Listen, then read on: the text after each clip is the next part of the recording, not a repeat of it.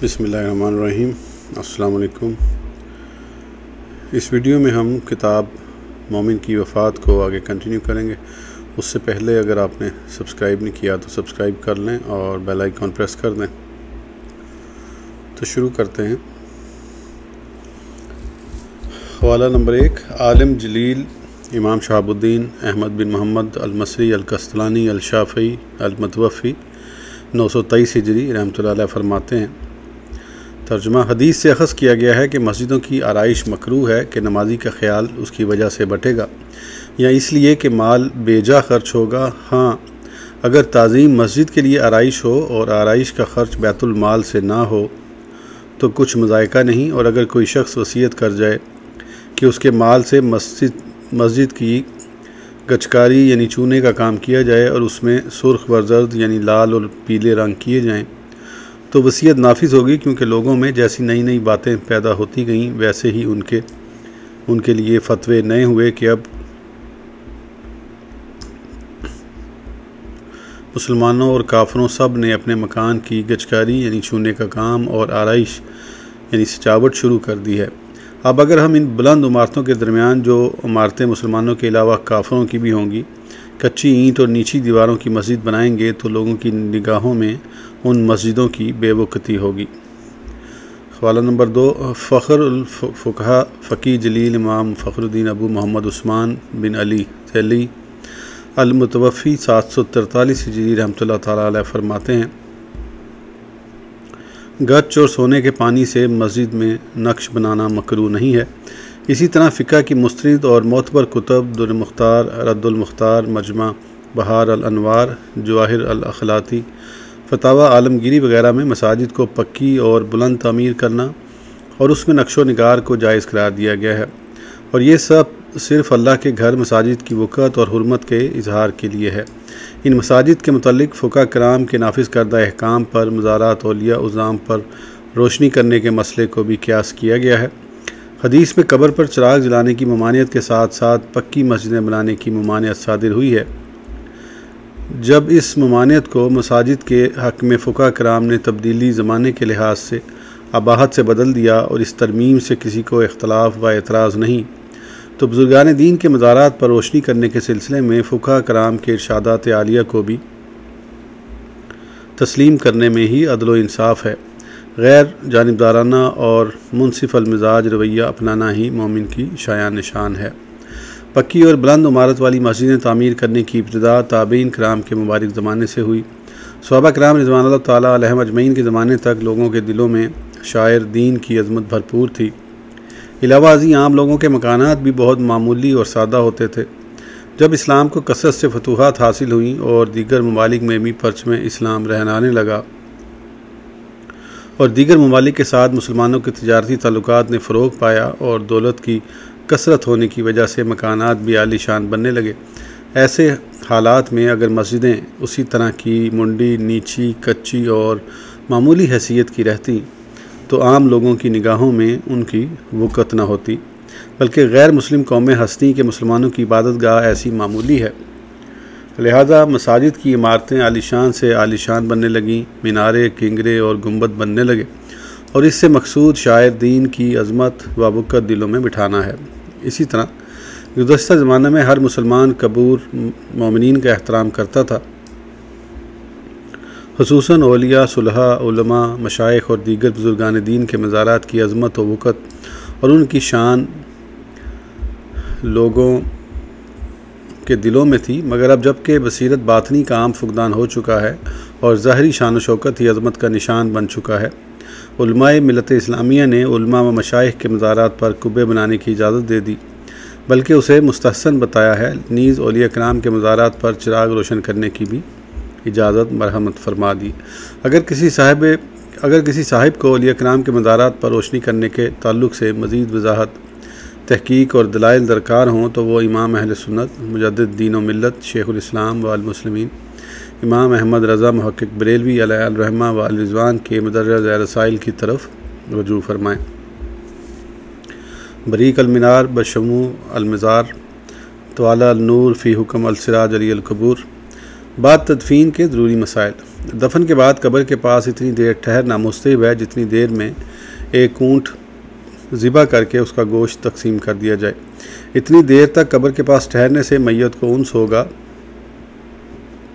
और नकीरीन के जवाबात देने में वहशत ना होगी, और जितनी देर कब्र के पास ठहरें उतनी देर तक तिलावत कुरान मजीद व ज़िक्र व अस्कार में मशगूल रहें और मैयत के लिए दुआ व इस्तग़फ़ार करते रहें, और ख़ास तौर ये दुआ करें कि मैयत मुनकर नकीर के सवाल के जवाब में साबित कदम रहे। बाद दफन इतनी देर बैठना कि एक ऊँट ज़िबा किया जाए मसनून है। सही मुस्लिम शरीफ में इस बारे में हज़रत उमर बिन आस रज़ियल्लाहु तआला अन्हु से हदीस वारिद है। मैयत से सवाल दफन के बाद होता है, दफन से पहले मैयत से कोई सवाल होने का जिक्र हदीस में नहीं। अबू दाऊद शरीफ में हज़रत उस्मान बिन अफ़्फ़ान रज़ियल्लाहु तआला अन्हु से रिवायत है कि हुज़ूर अक़दस सल्लल्लाहु तआला अलैहि वसल्लम जब किसी को दफन करने से फ़ारिग होते तो उसकी कब्र के पास खड़े होकर फरमाते, अपने भाई के लिए बख्शिश तलब करो और अल्लाह ताला से उसके साबित कदम रहने की दुआ करो, क्योंकि अब उससे सवाल किए जाएंगे। हज़रत उमर बिन आस रज़ियल्लाहु तआला अन्हु से मरवी है कि आपने अपनी वफ़ात के करीब अपने बेटे को वसीयत फरमाई कि जब मैं फ़ौत हो जाऊं तो मेरे जनाजे के साथ कोई नोहा करने वाली औरत ना हो और आग भी ना हो। जब तुम मुझे दफन कर लो और कब्र पर मिट्टी डाल लो। तर्जुमा, फिर मेरी कब्र के इर्द गिर्द इतनी देर खड़े रहना जितनी देर में ऊँट को ज़िबा करके उसका गोश्त तकसीम किया जाता है, ताकि मैं तुमसे उन्स हासिल कर सकूं और मुझे ये मालूम हो जाए कि मुझे अपने रब ताला के भेजे हुए फ़रिश्तों नकीरीन को क्या जवाब देना है। मैयत को दफन करने के बाद लोगों को मुंतशिर हो जाना चाहिए। दफन के बाद मैयत के घर जाकर फातिहा पढ़ना लाजमी नहीं। बहुत से मुकामात पर ऐसा रवाज है कि मैयत को दफन करने के बाद मैयत के घर आते हैं और हाथ उठाकर दुआ मांगते हैं। इसमें भी शरन कोई हर्ज नहीं, बल्कि ये भी इसाल सवाब का एक तरीका है, और मैयत को इसाल सवाब करके उसकी आनत करना और उसके लिए मग़फ़िरत की दुआ करना, पसमानदगान की ताज़ियत, उनकी तस्कीन व तसल्ली, ये सब बातें शरन जायज़ और पसंदीदा हैं। अलबत्ता दफन के बाद घर आकर फातिहा पढ़ना लाजमी और ज़रूरी भी नहीं। बाद दफन कब्र खोदना, पुरानी कब्र में दूसरी मैयत दफन करना और मैयत को मुंतकिल करना कैसा है। औरत को किसी वारिस ने जेवर समेत दफन कर दिया और दफन करते वक़्त बाज़ वर्सा मौजूद ना थे, उन वर्सा को कब्र खोल कर जेवरात निकाल लेने की इजाज़त है। इसी तरह किसी का कुछ माल कब्र में गिर गया और मिट्टी देने के बाद याद आया तो कब्र को खोल कर निकाल सकता है, अगरचे वो माल एक ही दिरहम हो। किसी औरत की मुद्दत हमल पूरी होने के बाद कबल वज़ा पैदाइश इंतकाल हुआ और उस औरत को दस्तूर के मुताबिक दफन कर दिया गया। फिर किसी साले मर्द ने ख्वाब देखा कि उस औरत को ज़िंदा बच्चा पैदा हुआ है, तो उस ख्वाब पर एतमाद करके कब्र खोदना जायज़ नहीं। एक कब्र में एक से ज़्यादा मुर्दे बिला ज़रूरत दफन करना जायज़ नहीं, और अगर ज़रूरत या मजबूरी है तो कर सकते हैं, मगर ऐसी सूरत में दो मैयतों के दरमियान मट्टी वगैरह से आड़ कर दें। इमाम जलील इलामा मुहक्किक अमीनुद्दीन मोहम्मद बिन आबदैन शामी अल-मुतवफ़ी 1252 हिजरी अलैहिर्रहमा व रिज़वान फरमाते हैं, यानी जब कब्र में मिट्टी गल कर मिट्टी भी हो जाए, यानी जब कब्र में मैयत गल कर मिट्टी भी हो जाए, तब भी उसकी कब्र में दूसरे को दफन करना मकरूह है कि उसकी ताज़ीम व हुर्मत के ख़िलाफ़ है कि उस मैयत की ताज़ीम व हुर्मत अब भी बाकी है। अगर कोई ये एतराज़ करे कि मुंबई जैसे बड़े शहरों में पुरानी कब्रें खोद कर उनमें दूसरी मैयतें दफन की जाती हैं, तो अगर कबूर खोदने से मुर्दे की तौहीन होती है तो उन शहरों में ये काम क्यों होता है। जवाबन अर्ज़ है कि इन शहरों में जगह बहुत तंग है, कब्रिस्तानों में इतनी कुशादगी नहीं कि हर मैयत के लिए अलग अलग कब्र हो, लिहाजा इस शदीद ज़रूरत की वजह से जायज़ है। कायदा मुतफ़िका है कि यानी ज़रूरत के वक्त मना करदा चीज़ें भी जायज़ हो जाती हैं। इलामा बुरहानुद्दीन इब्राहीम बिन मोहम्मद हलबी हनफी अल-मुतवफ़ी 956 हिजरी अपनी शोहरा आफाक किताब गनी अल-मुस्तमली शरा मनी अल-मुसल्ली मतबूआ सुहेल अकेडमी लाहौर पाकिस्तान फसल बिल फ़िल अल-जनाइज़ स्वाद 607 पर फरमाते हैं, और दूसरे मुर्दे को दफन करने के लिए कब्र न खोदा जाए जब तक पहला मुर्दा बोसीदा न हो जाए, यहाँ तक कि उसकी हड्डियाँ भी बाकी न रहें, मगर बवक़्त ज़रूरत कब्र खोदना जायज़ है जबकि उसके बग़ैर कोई दूसरी जगह मुयस्सर ना हो। अगर कोई पुरानी कब्र किसी वजह से खुल जाए, यानी उसकी मिट्टी अलग हो जाए और मुर्दे की हड्डियाँ वगैरह ज़ाहिर होने लगें, तो उस सूरत में मिट्टी देकर कब्र को बंद करना वाजिब है, क्योंकि सतर मुस्लिम लाजिम है। वलीद बिन अब्दुल मुल्क के ज़माने में जब रोज़ा पाक की दीवार मुनहदम हुई तो एक कदम खुल गया, जिससे लोग घबरा उठे और उन्हें गुमान हुआ कि ये नबी अकरम सल्लल्लाहु ताला अलैहि वसल्लम का कदम मुबारक है, और किसी ऐसे शख्स को तलाश किया जो आगाह हो कि ये किसका कदम शरीफ है। यहाँ तक कि हज़रत उर्वा रज़ियल्लाहु ताला अन्हु ने कहा कि खुदा की कसम, ये नबी करीम सल्लल्लाहु ताला अलैहि वसल्लम का मुबारक कदम नहीं, बल्कि ये तो हज़रत उमर फ़ारूक आज़म रज़ियल्लाहु ताला अन्हु का कदम शरीफ है। जैसा कि सही बुखारी में हज़रत हिशाम बिन उर्वा से मरवी है, वो अपने वालिद से रावी हैं, और इब्ने ज़बाला वगैरह ने रिवायत की है कि हज़रत उमर बिन अब्दुल अज़ीज़ रज़ियल्लाहु ताला अन्हु ने जिसको दीवार तामीर करने का हुक्म दिया था, उसने फरमाया कि जो तुमने देखा उसे छुपा दो। उसने हुक्म की तामील की। जिस शहर या गांव में इंतकाल हुआ वहीं के कब्रिस्तान में दफन करना मुस्तहब है, अगरचे इंतकाल करने वाला वहां रहता ना हो, बल्कि जिस घर में इंतकाल हुआ हो उस घर वालों के कब्रिस्तान में दफन करें। और 1-2 मील मैयत को बाहर ले जाने में कोई हर्ज नहीं कि शहर के कब्रिस्तान अक्सर इतने फासले पर होते हैं, और दूसरे शहर को उसकी लाश ले जाने की उलमा ममानियत फरमाते हैं।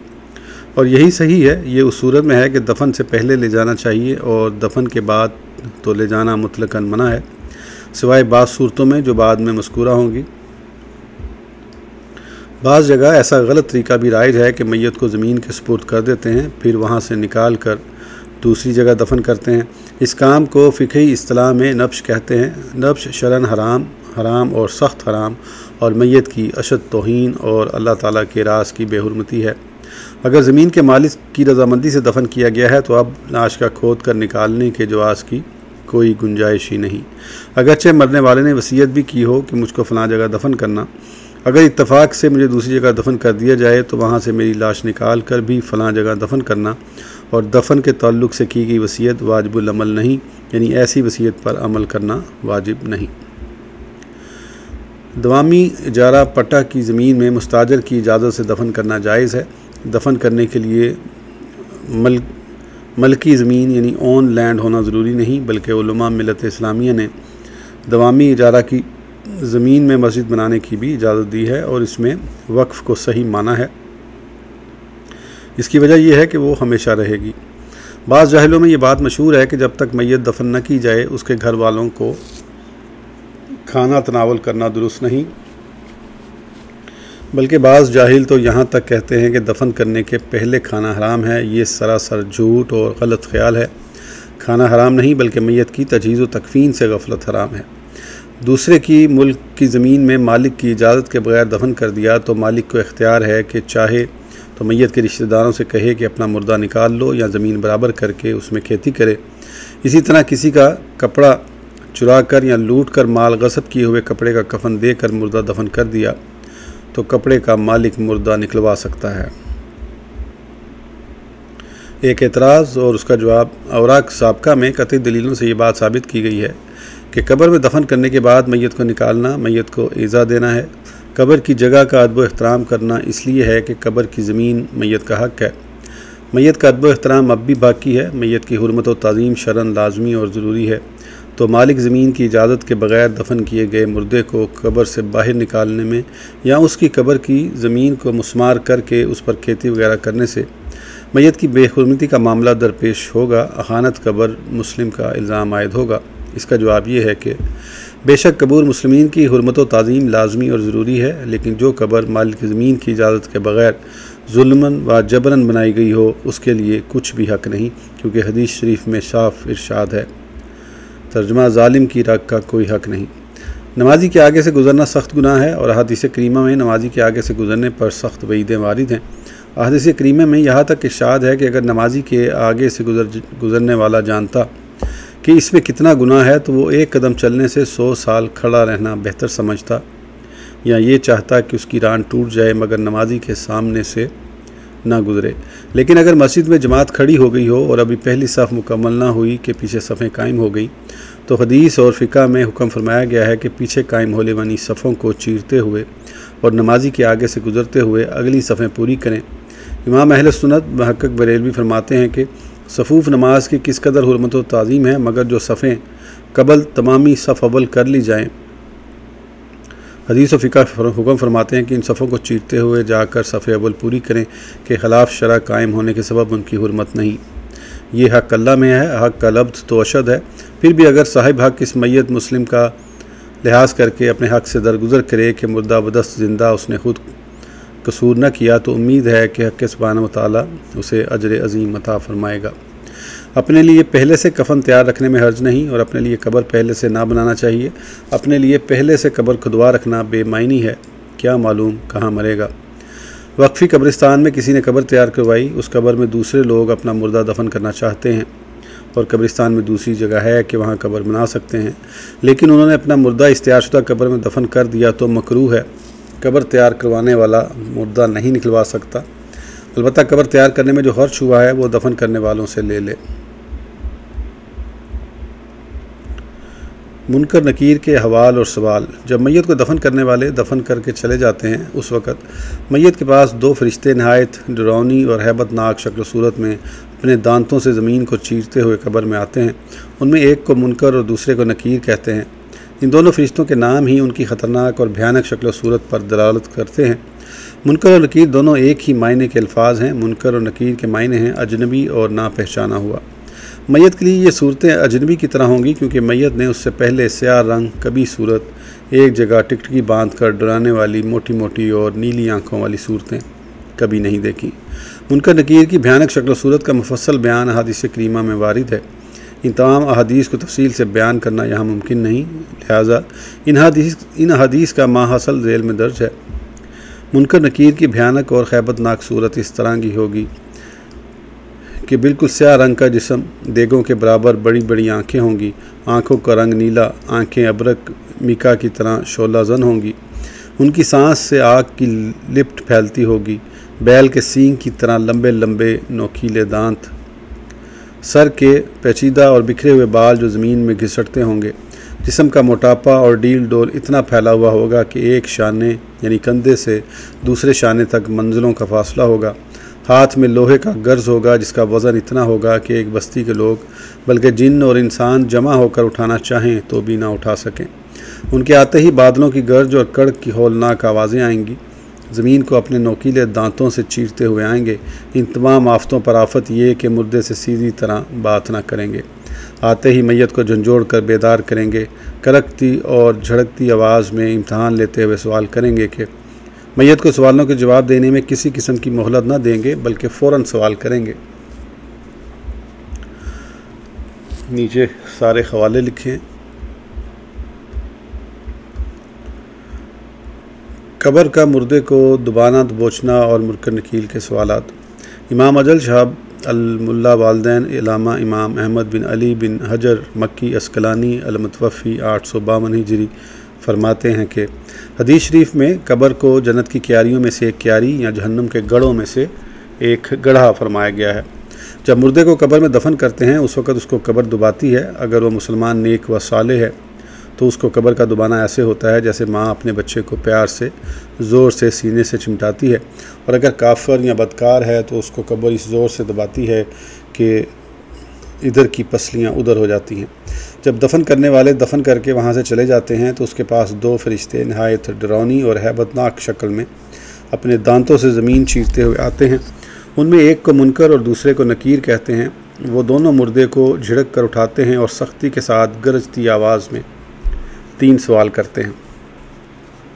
मन रब्बु का यानी तेरा रब कौन है, माँ दीनु का यानी तेरा दीन क्या है, माँ हाज़र रजुलुल्लज़ी बुइसा फ़ीकुम यानी ये शख्स कौन है जो तेरी तरफ भेजा गया। अगर मुर्दा सही अक़ीदा मुसलमान है तो पहले सवाल का जवाब रब्बी अल्लाह यानी मेरा रब अल्लाह है। दूसरे सवाल का जवाब दीनी अल इस्लाम यानी मेरा दीन इस्लाम है। तीसरे सवाल का जवाब हुआ रसूलुल्लाह यानी ये अल्लाह के रसूल हैं सल्लल्लाहु ताला अलैहि वसल्लम।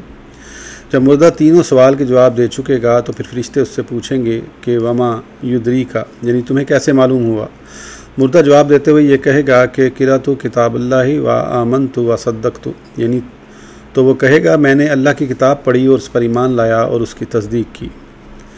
फिर क्या होगा तफसील के लिए दर्जा झेल में दर्ज हदीस शरीफ बगौर मुलाहजा फरमाएँ। हदीस तर्जुमा। एक रिवायत में है कि वो अल्लाह का इरशाद है, अल्लाह ताला साबित कदम रखता है इस कुरान के ज़रिए दुनिया की ज़िंदगी में और आखिरत में। तो आसमान से एक निदा देने वाला निदा देगा कि मेरे बंदे ने सच कहा, तो उसके लिए जन्नत का बिछौना बिछा दो, जन्नती लिबास पहना दो और उसकी तरफ जन्नत से एक खिड़की खोल दो, तो उसके पास जन्नत की खुशबू और उसकी लताफत आएगी और उसकी कब्र को ता हद निकाह कुशादा कर दिया जाएगा और बेशक काफिर अपनी मौत को याद करेगा। कहा कि उसकी रूह उसके जिस्म में लौटाई जाएगी तो उसके पास 2 फरिश्ते आएंगे और उसको बिठाएंगे।